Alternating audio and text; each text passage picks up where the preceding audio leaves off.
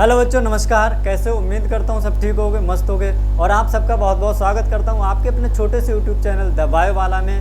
हम बात कर रहे हैं क्लास 10th केमिस्ट्री का, ठीक है, जिसका चैप्टर नंबर 1 जिसका नाम है रासायनिक अभिक्रियाएं एवं समीकरण। इसमें हमने अब तक पढ़ा है रासायनिक अभिक्रियाओं के प्रकार, और उनमें हमने जाना था संयोजन अभिक्रिया क्या होती है और वियोजन अभिक्रिया क्या होती है। ये दो चीज़ें हमने डिस्कस कर ली हैं। आज हम बात करेंगे ऊष्माक्षेपी और ऊष्माशोषी अभिक्रिया। ठीक है, क्या पढ़ेंगे? ऊष्माक्षेपी और ऊष्माशोषी अभिक्रिया। ठीक है, जैसा कि आपने थंबनेल पे देखा हुआ है। तो ऊष्माक्षेपी और ऊष्माशोषी अभिक्रिया पढ़ने के लिए सबसे पहले क्या डालेंगे हम? ऊष्माक्षेपी और ऊष्माशोषी। ठीक है, यहाँ लिखेंगे ऊष्माक्षेपी एवं ऊष्माशोषी। ठीक है, ऊष्माशोषी अभिक्रियाएं।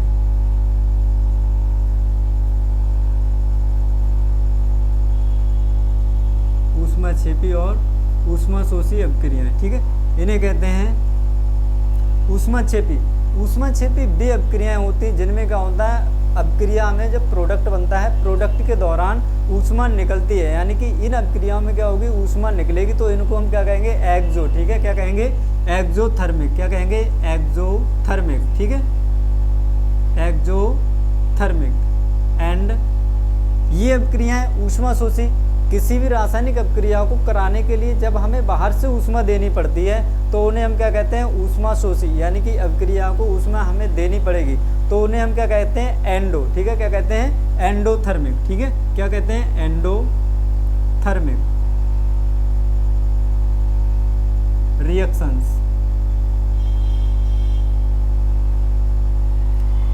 Exothermic and endothermic reactions. ठीक है, तो सबसे पहले अगर हम बात करें एंडोथर्मिक और एक्सोथर्मिक की, ठीक है, इनका जो वर्ड है एंडो। ठीक है, क्या लिखा हुआ है? एक जगह लिखा हुआ है एंडो और थर्मिक, और एक जगह लिखा हुआ है आपका एक्सो और थर्मिक। ठीक है, अब यहाँ पर जो एंडो शब्द लिखा हुआ है और इधर पे जो आपका एक्सो शब्द लिखा हुआ है, एक्सो का मतलब क्या होता है? एग्जिट करना, बाहर निकलना। ठीक है, इसका मतलब क्या होता है? एग्जिट करना। ठीक है, यानी कि बाहर निकलना। क्या होगा यहाँ पर? बाहर निकलना, बाहर निकलना। और एंडो का मतलब क्या होता है? एंटर करना। ठीक है, क्या करना? एंटर करना। ठीक है, किसका? थर्मल मतलब क्या होता है? हीट का। ठीक है, तो यहाँ पर क्या करेंगे हम? प्रवेश करना या एंटरिंग करना। ठीक है, क्या लिखेंगे यहाँ?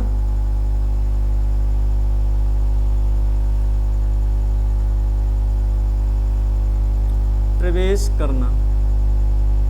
ठीक है, या क्या लिखेंगे? देना। ठीक है, क्या करना? देना। ठीक है, एंडो का मतलब क्या होगा? उसमें या तो आपकी ऊष्मा क्या करेगी? प्रवेश करेगी, या हम क्या करेंगे? उसको हीट देंगे। ठीक है, तो थर्मिक का मतलब क्या होता है? ठीक है, ऊष्मा। इसका मतलब क्या होता है? ऊष्मा। और इधर भी इसका मतलब क्या रहेगा? सेम। क्या रहेगा? ऊष्मा। तो जिस तरह से हमने इसको टुकड़ों में बांटा है, इन्हीं दोनों टुकड़ों से आपको पता चल गया होगा कि इसकी जो डेफिनेशन है वो क्या होगी और इसकी जो डेफिनेशन है वो क्या होगी। ठीक है, एंडोथर्मिक मतलब कि हमें क्या करेंगे? कोई ऐसी अभिक्रिया जिसको हमें ऊष्मा देनी पड़े। ठीक है, एक्सोथर्मिक क्या होगा? कोई ऐसी अभिक्रिया जिसमें प्रोडक्ट के साथ साथ क्या होगा? ऊष्मा निकलेगी, या ऊष्मा का क्या होगा? निर्मुक्त होगा। ठीक है, ऊष्मा क्या होगी? वहाँ पे निर्मुक्त होगी प्रोडक्ट के साथ साथ। इसमें प्रोडक्ट बनाने के लिए हमें ऊष्मा देनी पड़ेगी, तब जाके ये अभिक्रिया हमारी क्या होगी? कंप्लीट होगी। इसमें ऊष्मा आपकी बाहर निकलेगी। ठीक है, तो समझ में आया होगा। पहले इसको इस तरह से लिख लीजिए आप। क्या लिखेंगे? एंडोथर्मिक और एक्सोथर्मिक। एंडो मीन्स देना या प्रवेश करना, थर्मल मतलब ऊष्मा। ठीक है, इधर एक्सो मतलब निकलना और थर्मिक मतलब ऊष्मा। ठीक है, तो एक को हम क्या करेंगे? ऊष्मा देंगे, और दूसरे को हम क्या करेंगे? दूसरे से क्या होगी? उससे ऊष्मा खुद से एग्जिट होगी, यानी कि बाहर निकलेगी। ठीक है, चलो सबसे पहले हम बात करेंगे, नंबर 1 लिखेंगे यहाँ पे।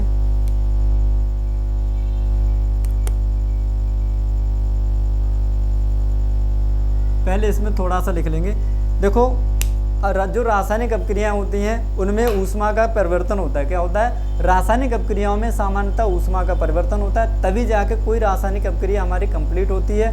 और इसी ऊष्मा परिवर्तन के आधार पर रासायनिक अपक्रियाओं को 2 भागों में बांटा जाता है। पहले हम बात करेंगे ऊष्माक्षेपी की, उसके बाद हम पढ़ेंगे ऊष्माशोषी, ठीक है। या पहले ऊष्माशोषी पढ़ लो फिर ऊष्माक्षेपी, दोनों को पढ़ना है एक साथ साथ। तो याद रखना है जो रासायनिक अपक्रियाएं होती हैं उनमें क्या होता है, ऊष्मा परिवर्तन होता है, और उसी ऊष्मा के परिवर्तन के आधार पर रासायनिक अपक्रियाओं को निम्न 2 भागों में बांटा गया है। कौन कौन से भाग हैं वो हम पढ़ेंगे यहाँ पे, ठीक है। क्या लिखेंगे, यहाँ थोड़ा सा पहले लिख लेंगे, सामान्यता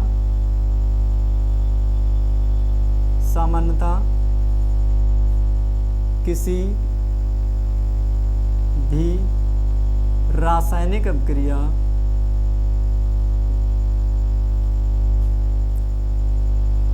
को पूर्ण करने या होने में, ठीक है, पूर्ण करने या होने में क्या होता है, ऊष्मा का परिवर्तन होता है, ठीक है। क्या होगा, ऊष्मा का परिवर्तन होता है। या तो हम क्या करेंगे, उससे ऊष्मा देंगे, ठीक है, या क्या करेंगे, हम उससे ऊष्मा लेंगे, ठीक है। तो ऊष्मा का परिवर्तन होगा, या ऊष्मा उससे निकलेगी, या हम उसको ऊष्मा देंगे, ठीक है। तो इस आधार पर क्या लिखेंगे, इस आधार पर रासायनिक अपक्रियाएं, इस आधार पर रासायनिक अभिक्रियाएं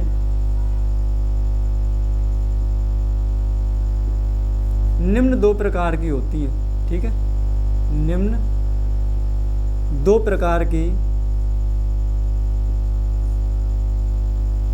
होती है। ये 2 प्रकार कौन कौन से हैं वो हम लोग यहाँ पर जानेंगे, ठीक है। सबसे पहले हम बात करेंगे ऊष्माक्षेपी अपक्रियाएं, ठीक है। तो नंबर 1 डालेंगे क्या, ऊष्माक्षेपी अपक्रियाएं, ठीक है। चाहे आप ऐसे लिख लो या आप रोमन भाषा में लिख लो, ठीक है, चाहे ABCD करके लिख लो। नंबर 1 ऊष्माक्षेपी, क्या लिखेंगे, ऊष्माक्षेपी अभिक्रियाएं, ऊष्माक्षेपी अभिक्रियाएं, ठीक है। ये ऊष्माक्षेपी अभिक्रियाएं क्या होती हैं, जिन्हें हम क्या कहते हैं, एक्सोथर्मिक, क्या कहते हैं,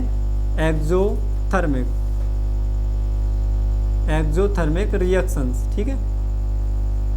ये एक्सोथर्मिक रिएक्शंस क्या होती हैं, आपने अभी जैसे हमने जो एक्सोथर्मिक है इस वर्ड के टुकड़े किए थे, उस हिसाब से आपको पता चल गया होगा कि जो हमारी एक्सोथर्मिक या ऊष्माक्षेपी अपक्रिया होती है वो सामान्यतः क्या होती है, ठीक है। तो ये वो रासायनिक अपक्रियाएं होती हैं, ठीक है। इनमें क्या होगा, ऊष्मा निर्मुक्त होगी या इसको हमें ऊष्मा देनी पड़ेगी। ऊष्माक्षेपी का मतलब होता है इनमें ऊष्मा निर्मुक्त होती है, या हम कहेंगे कि वे रासायनिक अपक्रियाएं जिनमें उत्पाद के साथ साथ ऊष्मा भी मुक्त होती है। क्या होता है, उत्पाद बनने के साथ साथ ऊष्मा भी क्या होती है, हमारी मुक्त होती है। क्या कहलाती हैं, हमारी ऊष्माक्षेपी अपक्रियाएं कहलाती हैं, ठीक है। क्या लिखेंगे इसमें, तो यहाँ थोड़ा सा लिखेंगे, जैसे अगर हम बात करें, मान लो A + B, ये दोनों मिलकर क्या बनाते हैं, A और B हमारे क्या है, 2 अभिकारक हैं। ये दोनों मिलने के बाद बनाते हैं C + D, क्या बनाते हैं, C + D। ये क्या बन गया, हमारा उत्पाद, क्या बन गया, ये बन गया हमारा उत्पाद भाई, ठीक है। और ये उत्पाद के साथ साथ इन अपक्रियाओं में क्या बनेगा, इनमें बनेगी ऊष्मा, क्या बनेगा, इनमें बनेगी ऊष्मा। और इसी तरह की अपक्रियाएं हमारी किस में काउंट की जाती है, ऊष्माक्षेपी अपक्रियाओं में, ठीक है। जैसे अगर हम बात करें यहाँ पर C + D, ये दोनों मिलकर क्या बना रहे हैं, मान लो एक उत्पाद बना रहे हैं, और इसमें क्या होगी, कुछ ऊष्मा जो है यहाँ पर निर्मुक्त होगी, ठीक है। तो इस तरह की अपक्रियाएं हमारी क्या कहलाती हैं, ऊष्माक्षेपी अपक्रियाएं कहलाती हैं। जैसे आपने पढ़ा होगा CaO + CaO, ये बिना बुझा चूना होता है, इसको हम किस में डालते हैं, जल में, तो क्या बन जाता है, CaOH का वोल्टेज प्लस यहाँ से क्या होती है, ऊष्मा हमारी निर्मुक्त होती है, ठीक है। तो ये भी हमारा क्या है, ये भी हमारा एक ऊष्माक्षेपी अपक्रिया का अच्छा उदाहरण है, ठीक है। जैसे अगर हम बात करें, आप ग्रेफाइट को ले लो, ठीक है, या कार्बन को ले लो, जब हम उसको वायु में जलाते हैं तो क्या बनता है, हमारा कार्बन डाइऑक्साइड बनता है। वो भी क्या है, हमारा एक ऊष्माक्षेपी अपक्रिया का उदाहरण है, ठीक है। कार्बन डाइऑक्साइड या ग्रेफाइट का जलाना, वहाँ पर भी क्या होगा, ऊर्जा ऊष्मा मुक्त होती है, ठीक है। तो ये सब किसके एग्जाम्पल है, हमारे ऊष्माक्षेपी के, ठीक है। अभी हम आगे देखेंगे, तो इसमें क्या लिखेंगे, वे रासायनिक अपक्रियाएं, क्या लिखेंगे, वे रासायनिक अपक्रियाएं, वे रासायनिक अभिक्रियाएं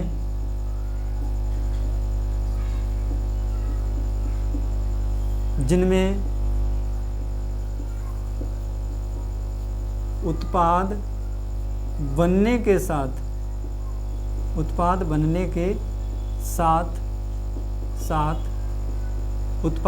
के साथ क्या होगा, ऊष्मा, ठीक है, ऊष्मा निर्मुक्त होती है,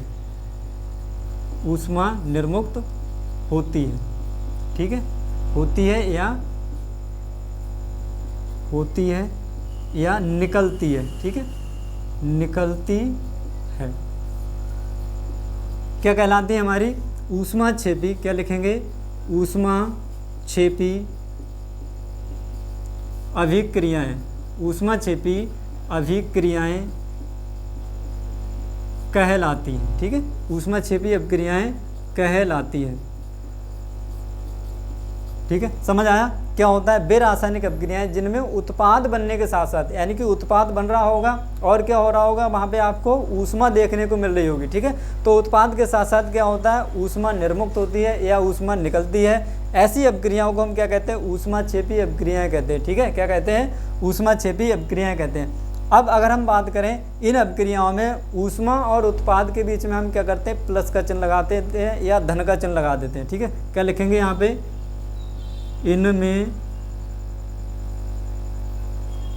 इनमें ऊष्मा व उत्पाद के बीच, ऊष्मा व उत्पाद के बीच चिन्ह लगा देते हैं, ठीक है, चिन्ह लगा देते हैं। किसका चिन्ह लगा देते हैं, धन चिन्ह लगा देते हैं, ठीक है। अगर माइनस का लग जाएगा तो क्रिया हो जाएगी हमारी उल्टी, ठीक है, तो कौन सी हो जाएगी, ऊष्मा शोषी हो जाएगी, ठीक है। तो उत्पाद और ऊष्मा के बीच में हम क्या करते हैं, प्लस का चिन्ह लगा देते हैं, यानी कि धन का चिन्ह लगा देते हैं। अब जैसे अगर हम बात करें किसी एक एग्जाम्पल की, जैसे मान लो उदाहरण के तौर पे हम यहाँ पर देखें, ठीक, उदाहरण के तौर पर अगर हम यहाँ पर देखें कि कार्बन को, ठीक है, कार्बन या ग्रेफाइट ले लो, ग्रेफाइट को अगर हम वायु में जलाते हैं तो बनता क्या है, उदाहरण में क्या लिखेंगे, ग्रेफाइट, ठीक है, ग्रेफाइट का फार्मूला क्या होता है, सी, ठीक है, क्या होता है, सी, ठीक है, जो कि कार्बन का एक अपर रूप है, क्या है, ये कार्बन का एक अपर रूप है, ठीक है। और इसका अपवाद क्या होता है, ये आपको कमेंट में बताना है, ठीक है, कार्बन का अपवाद यानी कि इसका एक्सेप्शन क्या है, ये आपको कमेंट में बताना है। इसका क्या करेंगे, ग्रेफाइट का वायु में दहन, जब हम ग्रेफाइट को वायु में जलाते हैं, तो जब हम किसी चीज़ को जलाते हैं तो जलाने पर क्या होगा, एक तो हमें प्रोडक्ट मिलेगा। जैसे मान लो अगर आप लकड़ी को जलाते हैं, किसको जलाते हैं, जैसे हमने लकड़ी जला दी, ठीक है, यानी कि इसमें हम क्या किया, आग लगा दी, तो एक क्या मिलेगा हमें, एक तो हमें मिल जाएगा राख, ठीक है, क्या मिल जाएगा, राख, और दूसरा हमें क्या मिलेगा, साथ साथ इसके साथ में हमें क्या मिलेगी, ऊष्मा मिलेगी, क्या मिलेगी, ऊष्मा मिलेगी, ठीक है, जिससे हमें हीट मिलती है। तो जब हम लकड़ी को जलाते हैं तो हमें क्या मिलता है, ऊष्मा और राख, दो चीज़ें मिलती हैं। तो ये दो चीज़ें, ठीक है, इस उत्पाद के साथ साथ हमें क्या मिल रहा है, यहाँ पर ऊष्मा भी मिल रही है, ठीक है। तो इस अपक्रिया को हम क्या कहेंगे, ऊष्मा क्षेपी अपक्रिया, ठीक है। जैसे मान लो यहाँ पर हमने लिखा है किसका, ग्रेफाइट का वायु में दहन, जब हम ग्रेफाइट को जलाएंगे, ग्रेफाइट का प्रतीक क्या होता है, कार्बन, ठीक है, ये कार्बन हो गया आपका, किस में जलाना है इसको, ऑक्सीजन में जलाना है, ठीक है, किस में जलाना है, ऑक्सीजन में। जब हम इसको जलाते हैं तो बनता क्या है, तो यहाँ पर बनता है आपका CO2, क्या बनता है, CO2 प्लस साथ में आपका क्या बनेगा, साथ में बनेगी आपकी ऊष्मा, ठीक है, साथ में क्या बनेगा, जब हम ग्रेफाइट को ऑक्सीजन में जलाते हैं तो कार्बन डाइऑक्साइड और हमारा क्या बनता है, ऊष्मा बनता है, ठीक है, कार्बन डाइऑक्साइड और ऊष्मा। ये जो ऊष्मा है, यानी कि ये जो एग्जाम्पल है, इस वाले रिएक्शन की जो ऊष्मा है वो कैलकुलेटेड की गई है, उसका मान लगभग कितना होता है, कैलकुलेटेड वैल्यू है इसकी, ठीक है, जो कि कितना होता है आपका 94.0 किलो कैलोरी। इसका मान कितना होता है, 94.0 किलो कैलोरी, ठीक है। जब हम कार्बन को ऑक्सीजन में जलाते हैं या ग्रेफाइट को वायु में जलाते हैं तो बनता क्या है, कार्बन डाइऑक्साइड, साथ ही जो ऊष्मा निकलती है उसका मान कितना होता है, 94.0 किलो कैलोरी, ठीक है। इतनी ऊष्मा हमें ये सब क्रिया से मिलती है। तो यहाँ पर ये क्या है, ये आपका ग्रेफाइट है, क्या है, ग्रेफाइट, और ये क्या है आपका ऑक्सीजन, और बन के आ गया हमारा कार्बन डाइऑक्साइड, क्या बन गया, कार्बन ऑक्साइड, ठीक है, कार्बन डाइऑक्साइड प्लस हमारा क्या बना, ऊष्मा, ठीक है। तो ये हमारा किस तरह का एग्जाम्पल हो जाएगा, ये हमारा हो जाएगा ऊष्माक्षेपी अभिक्रिया, ठीक है, क्या हो जाएगा, ऊष्माक्षेपी अभिक्रिया, ठीक है। सेकंड एग्जाम्पल की अगर हम बात करें यहाँ पर, दूसरा एग्जाम्पल, ठीक है, उदाहरण नंबर 2, करना क्या है आपको, मेथेन को जला दो, ठीक है, किसको, CH4 का वायु में दहन।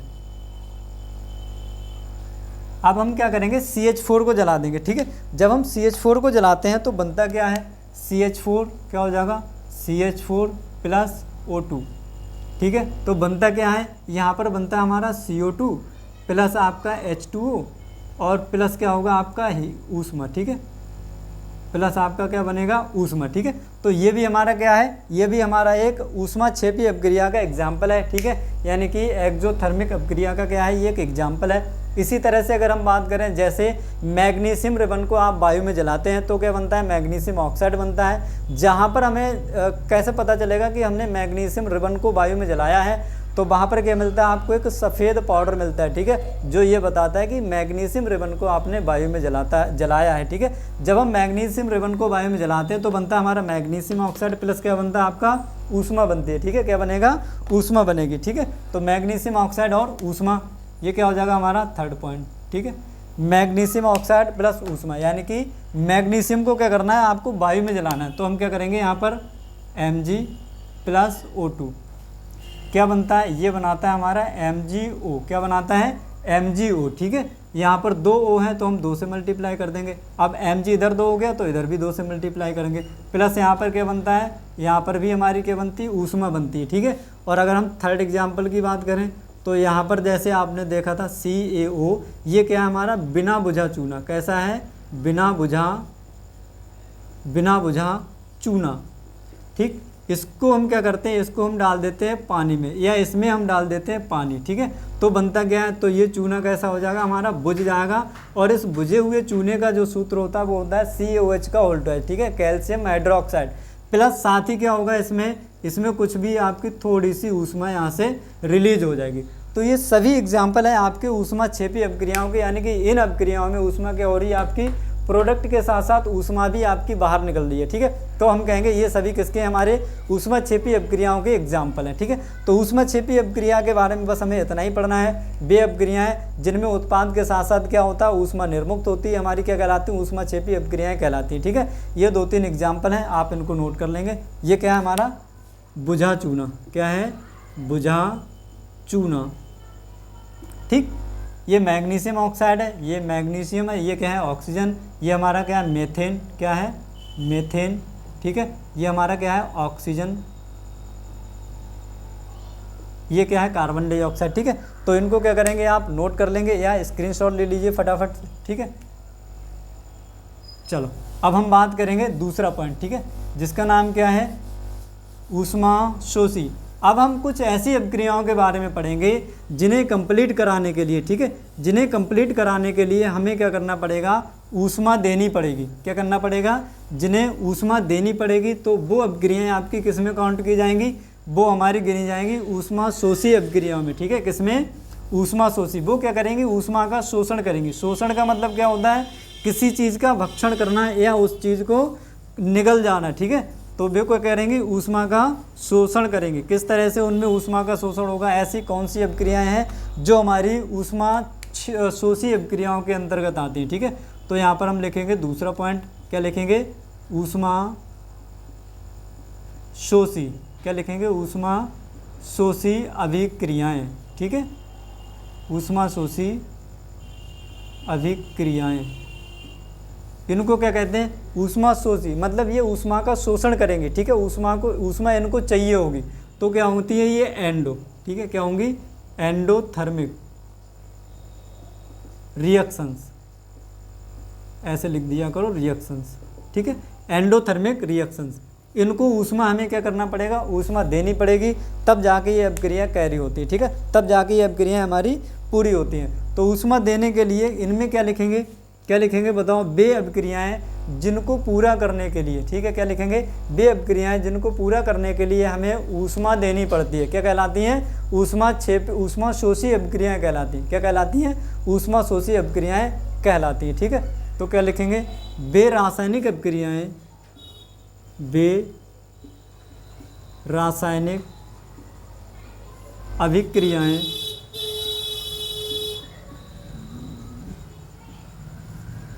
जिनको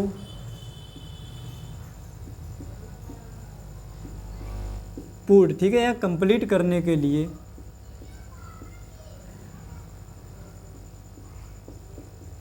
लिए ऊष्मा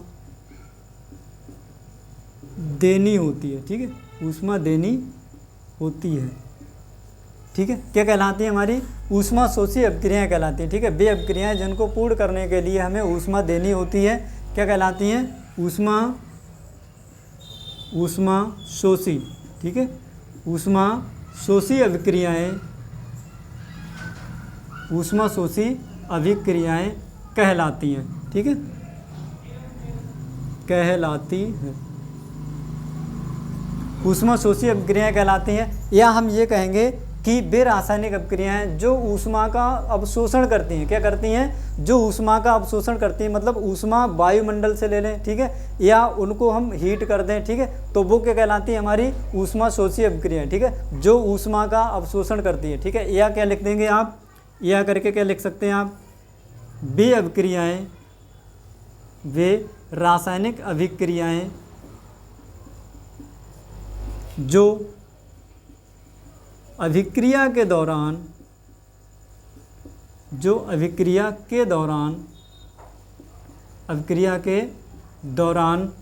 ऊष्मा का क्या करती हैं, ऊष्मा का क्या करती हैं, शोषण करती हैं। क्या करती हैं, शोषण करती हैं। ठीक है, ऊष्मा शोषी अभिक्रियाएं कहलाती हैं। अर्थात इन अभिक्रियाओं को पूरा करने के लिए हमें ऊष्मा देनी पड़ेगी, तभी ये अभिक्रिया हमारी कैसी होंगी, पूरी होंगी, यानी कि कंप्लीट होंगी। अब देखो, ये हमारी क्या होती है, ऊष्मा शोषी अभिक्रियाएं होती हैं, अर्थात इनको ऊष्मा देनी पड़ेगी, इनका टेम्परेचर आपको क्या करना पड़ेगा, इंक्रीज करना पड़ेगा। ठीक है, अब यहाँ पर एक छोटी सी बात ये लिखेंगे, मतलब अगर इनका तापमान आपने थोड़ा सा बढ़ा दिया है, ठीक है, क्या कर दिया है, अगर हमने इनका तापमान थोड़ा सा बढ़ा दिया तो ये अभिक्रिया स्वतः नहीं होगी।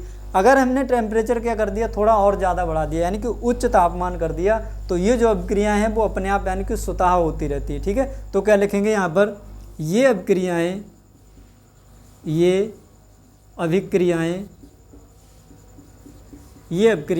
निम्न ताप पर स्वतः नहीं होती हैं, ठीक है, यानी कि टेम्परेचर आपने थोड़ा सा बढ़ाया है, मान लो 25-30 डिग्री सेंटीग्रेड के आसपास है, तो ये खुद से नहीं होंगी। ठीक है, क्या लिखेंगे, उच्च ताप लिख लो, उच्च ताप पर ये स्वतः होती हैं, उच्च ताप पर ये स्वतः होती है। ठीक है, टेम्परेचर अगर आप क्या करोगे, इनका हाई कर दोगे, यानी कि बहुत ज़्यादा हीट दे दोगे, तो ये जो अभिक्रिया है वो अपने आप से होने लगेगी। ठीक है, खुद से ये अभिक्रियाएं होने लगती हैं। इनमें क्या करते हैं, अब इनमें जैसे हम बात करें यहाँ A+B, ये दोनों मिलकर क्या बना रहे हैं, ये दोनों मिलकर मान लो एकल कंपाउंड बना रहे हैं। ठीक है, सिंगल कंपाउंड बना रहे हैं, जो कि आपका C है, और इनमें या तो आप क्या करेंगे, माइनस करके लिखेंगे ऊष्मा, क्या करेंगे, या तो आप माइनस करके लिखेंगे, मतलब माइनस का मतलब क्या है कि ऊष्मा कम हुई है। ठीक है, क्या हुआ है, ऊष्मा कम हुई है। या क्या करेंगे, आप इधर लिखेंगे A+B+ ऊष्मा, क्या लिखेंगे, A+B+ ऊष्मा, तब जाके आप C बनाएंगे। तो यहाँ क्या लिखेंगे, जब भी हम उत्पाद के साथ ऊष्मा लिखेंगे तो क्या करेंगे, उत्पाद और ऊष्मा के साथ में क्या करेंगे, माइनस का चिन्ह लगाएंगे। ठीक है, और जब भी ऊष्मा हम अभिकारक के साथ लिखेंगे तो अभिकारक और ऊष्मा के साथ क्या करेंगे, हम धन चिन्ह लगाएंगे। क्या लिखेंगे यहाँ पर, ऊष्मा तथा उत्पाद। ठीक है, ऊष्मा तथा उत्पाद के बीच क्या करेंगे, हम कौन सा चिन्ह लगाएंगे, माइनस का चिन्ह। ठीक है, माइनस का चिन्ह लगाते हैं। किसका चिन्ह लगाएंगे? माइनस का चिन्ह लगाएंगे। ठीक है, आगे क्या लिखेंगे? आगे हमने देखा है कि अभिकारकों और ऊष्मा के बीच में क्या लगा हुआ है? प्लस का चिन्ह लगा हुआ है। ठीक है, तो इधर हम क्या लिखेंगे? इधर लिखेंगे अभिकारक व ऊष्मा के बीच, अभिकारक व ऊष्मा के बीच कौन सा चिन्ह लगाएंगे? धन चिन्ह लगाते हैं। ठीक है, क्या लगाते हैं? प्लस का चिन्ह। ठीक है, प्लस का चिन्ह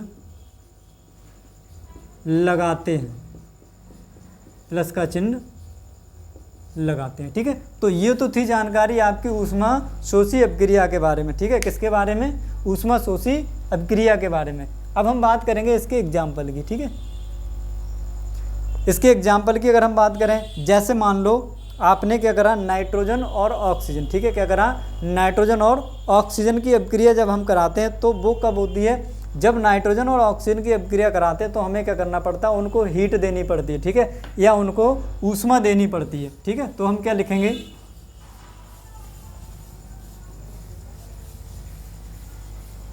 ठीक है, उदाहरण के तौर पे हम लिखेंगे यहाँ, क्या लिखेंगे?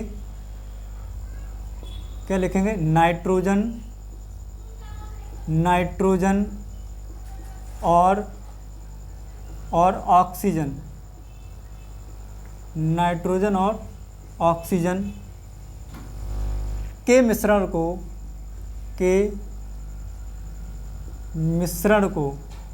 ठीक है, उच्च ताप पर गर्म किया जाता है। ठीक है, गर्म किया जाता है। क्या बनता है? नाइट्रिक ऑक्साइड बनता है। क्या बनता है? नाइट्रिक ऑक्साइड, नाइट्रिक ऑक्साइड बनता है। अब देखो यहाँ पर कह रहा है कि जब हम नाइट्रोजन और ऑक्सीजन के मिश्रण को क्या करते हैं? उच्च ताप पर, यानी कि हाई टेम्परेचर पर जब इसको गर्म किया जाता है तो बनने वाली चीज़ क्या है? बनने वाली जो चीज़ है वो हमारा क्या है? Nitric oxide. ठीक है, अब बताएंगे नाइट्रिक ऑक्साइड का फार्मूला क्या होता है? फटाफट से कमेंट में बताइए क्या होता है।